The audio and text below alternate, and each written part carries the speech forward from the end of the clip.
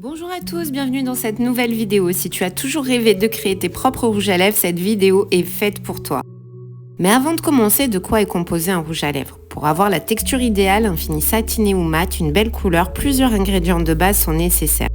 En majorité, un rouge à lèvres contient des cires d'abeille, candélila, carnauba.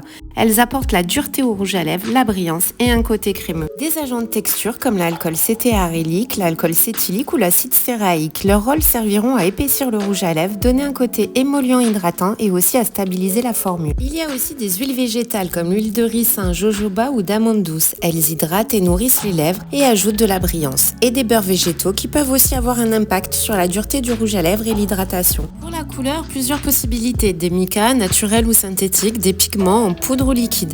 Mais attention au dosage, tout dépend si vous souhaitez un rouge à lèvres avec une couleur en transparence ou plus colorée. Si vous mettez trop de pigments liquides, le rouge à lèvres risque de ne pas se démouler. Pour la poudre mica ou pigment, s'il y en a trop, le rouge à lèvres risque d'être friable et de se casser au démoulage. On peut trouver de la séricite, c'est un mica finement broyé, sans couleur, qui améliorera la performance globale du rouge à lèvres, tant au niveau de l'application que du fini. Elle permet de créer une texture agréable, d'améliorer la dispersion des pigments pour une couleur uniforme et d'ajouter une subtile brillance tout en stabilisant la formulation. Des microsphères de silice. Elle améliore la texture avec un effet lissant et un fini plutôt mat. Elle augmente la durabilité du rouge à lèvres et offre une sensation de confort.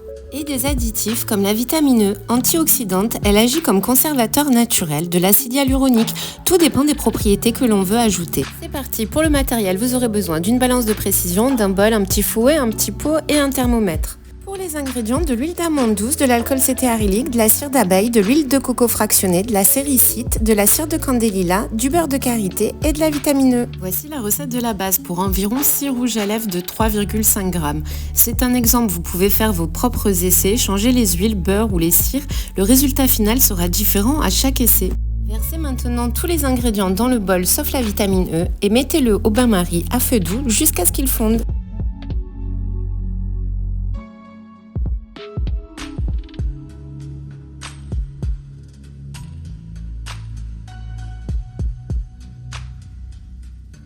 Mélangez bien pour lier les ingrédients entre eux. Laissez refroidir la préparation avant d'ajouter la vitamine E. Si c'est trop chaud, elle va perdre en efficacité. Le mieux, c'est de vérifier la température et de l'ajouter en dessous de 40 degrés.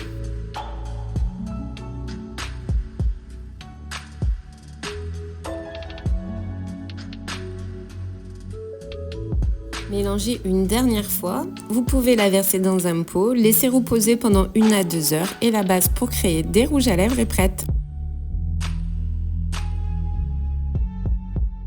Allez, on en fait un. Pour le résultat, j'aimerais un rouge qui soit un peu transparent. Si vous souhaitez un rouge à lèvres plus pigmenté, à vous d'ajuster les dosages. Pour le colorer, vous pouvez utiliser des micas ou même des blushs que vous pouvez réduire en poudre.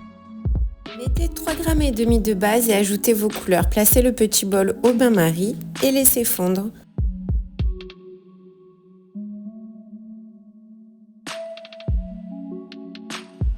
Pendant ce temps, j'ai mis des élastiques pour bien maintenir le moule et je mets un peu d'huile de ricin à l'intérieur pour faciliter le démoulage.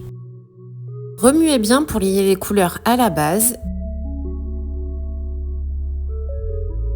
Versez dans le moule.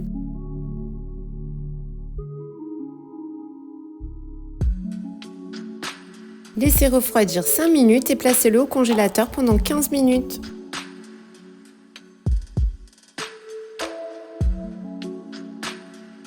Et voilà, un rouge à lèvres fait maison.